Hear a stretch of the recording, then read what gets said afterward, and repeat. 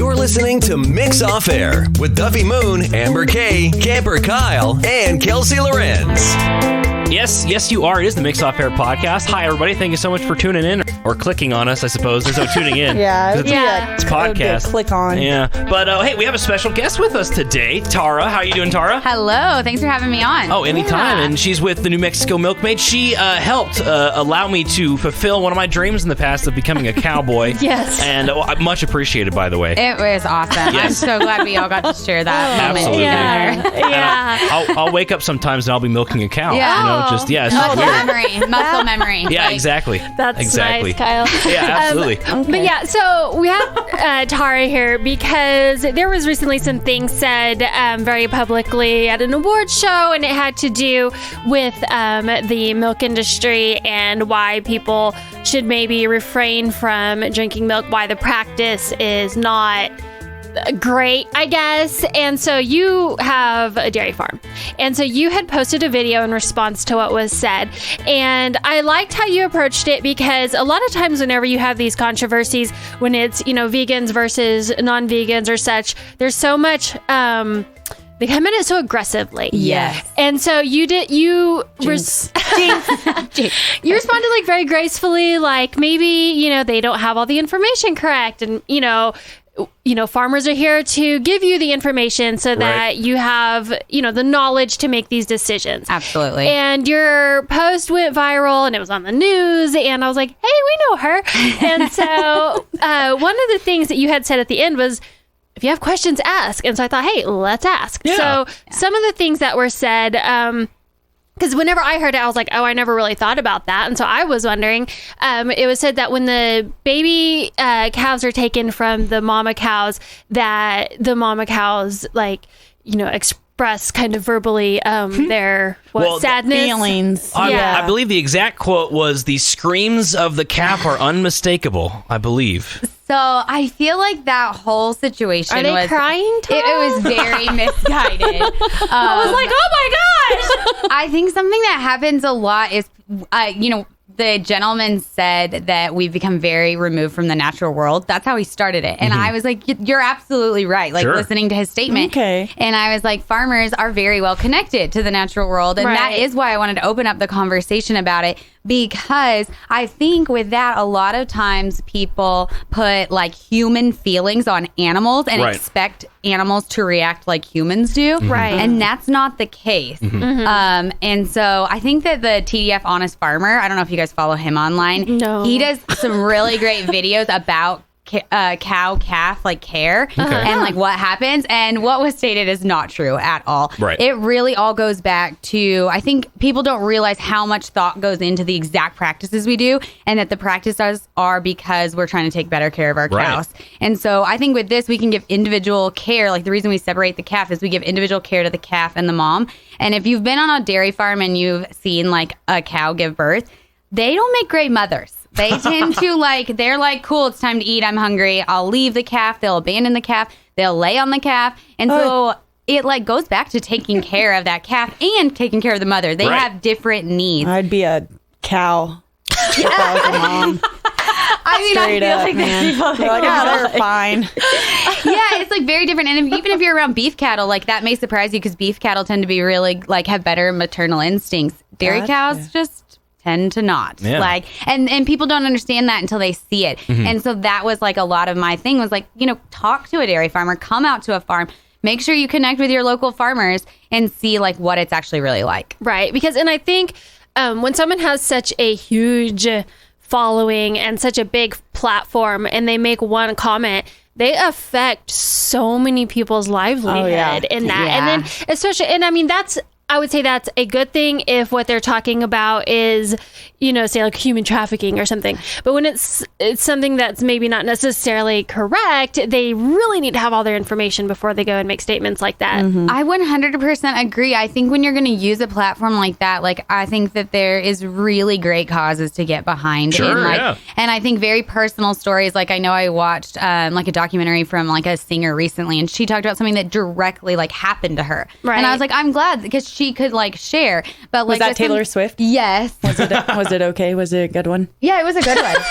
It was pretty good, and I'm not even like a huge fan of her. Me either. So yeah. I might have to. But I feel like with this, it was like, go out. Like, it just would be nice to have like the other side, like have him go out and talk to a farmer and see a dairy and like then make a decision. Because I think that, milk is in over 90% of households, like cow's milk is.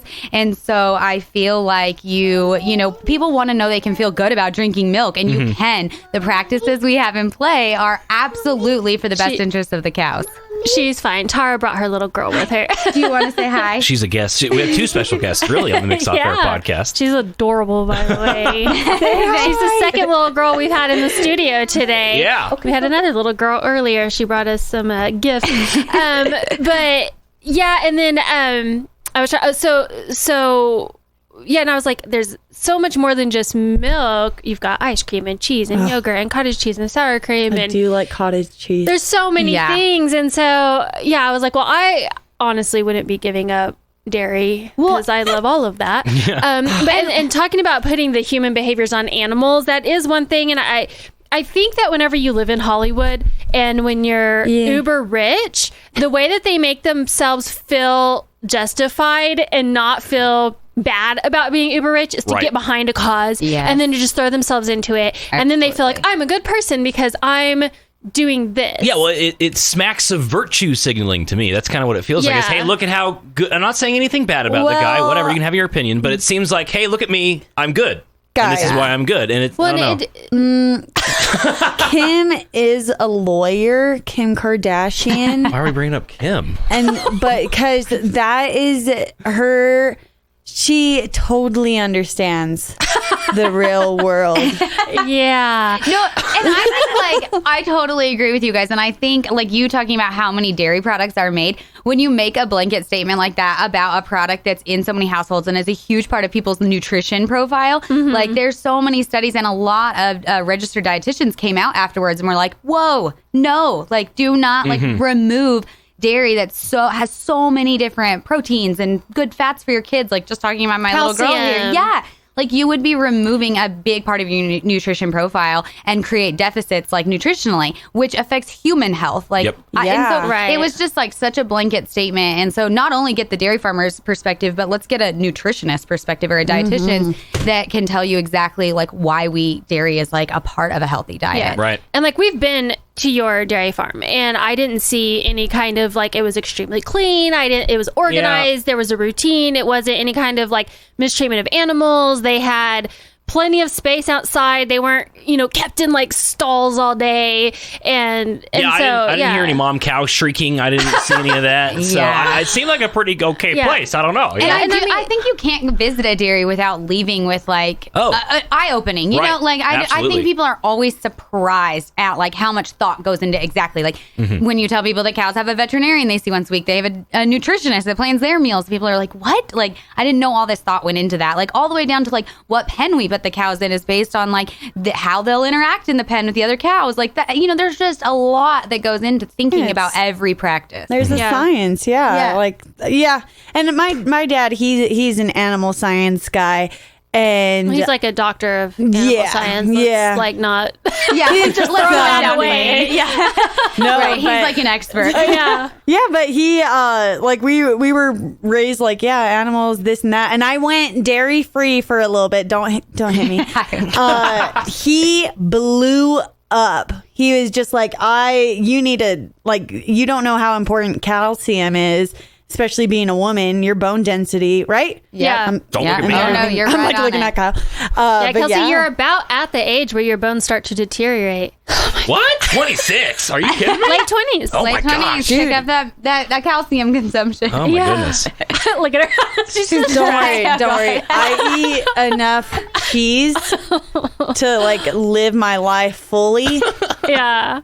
Well, and so what I was thinking too is that when he gave this speech, if you will, at the award ceremony, I was thinking, if I remember properly, when I was at your dairy, Tara, you said something, and I know this is a cliche, but it said something along the if the cows are happy and free and relaxed, they produce more milk. They Right. produce better milk. Is that true? Absolutely. And I think that's what people don't always think about is that happier, healthier, well, even happy. I don't really like to use the word happy because that's like, again, putting like human qualities. Right. But just like content and healthy. Like that's what it's about. Well, they're going to produce more milk. Right. And so not only, what's cool about that is you have a financial incentive to treat your cows well. And the cows get treated well. So it's like a two-thing benefit. And I feel like that was completely missed. It's like we have a financial benefit to, and I imagine there might be a few dairies that documentaries have been made about in the past that were horrible, and then they stain the entire... Well, not every place is equal. Yeah. Well, right, so exactly. there are some industries and some maybe even private owners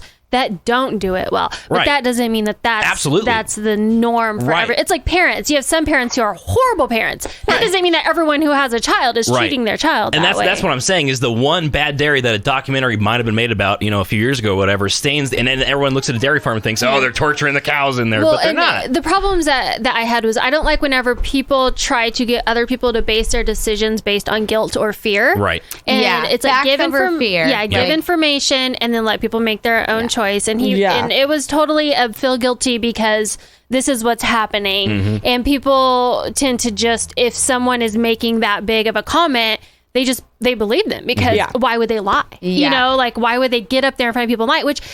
And I'm not saying he was lying. He may be misinformed. Yeah. And we have the benefit of being around that industry and seeing things and knowing better. But like if I were to go, I don't even know. Like there's so many things in his world, like I don't know how butlers are treated. Yeah, I don't know real leather. Like, how do you call? How do you call your driver? I don't know. It's difficult. It's hard. It can be hard for them. A personal shopper, like, do you tip them? I don't know. I know. You just don't know. There's a lot I could learn. I guess, from him as well. Yeah. No, and I think that like going back to like what you said, like I mean, 97% of all dairy farms across the United States are family owned and operated. Like we're multi-generational family farms. And I think like I don't want people to like lose like sight of that. And like going back to what you said, Kyle, earlier about healthier cows, like the improvements we're making that make our cows healthier, like a better diet helps the cow produce more milk. Like that's important. Like there are thoughts behind all of this. And so I think when you look at the big picture, it's just frustrating like that I wouldn't tell him how to act. Yeah. Jinx. We are like on the We're same simpatico. And so I think that is like a super great point. That's like everyone has their expertise. Go to the expert, ask them, and don't just like fear monger people into like buying what you want. Well, and I feel bad for him if he truly believes all that because he must think that the world is such a horrible place and he's cruelty everywhere, and feel so hopeless that there's all these suffering animals he can't help. Yeah, and there's like, I think there's 40,000 dairy farm families. So there's 40,000 people and more with families like that are compassionate people. Like you don't become a farmer unless you care about your land and your cattle. Like that's why you become a farmer. And so, I agree to like see hate everywhere in the world when really like farmers are dedicating their lives to their farms. Like, I think it would be like a sad world to live in. Yeah. Well, hopefully he will listen to this podcast. Absolutely. Yeah. If he wants to come and visit. Right. And I'm come sure on down. Tara can show him around and help him out. And Tara, what's your blog? New Mexico Milk Maid. Yes. And so all that's on there, and you can check her out. Thanks for having me. Thanks for letting my little one run around. Absolutely. Hey, thanks for coming in, and thank you for listening to the Mix Off Air podcast. Perfect.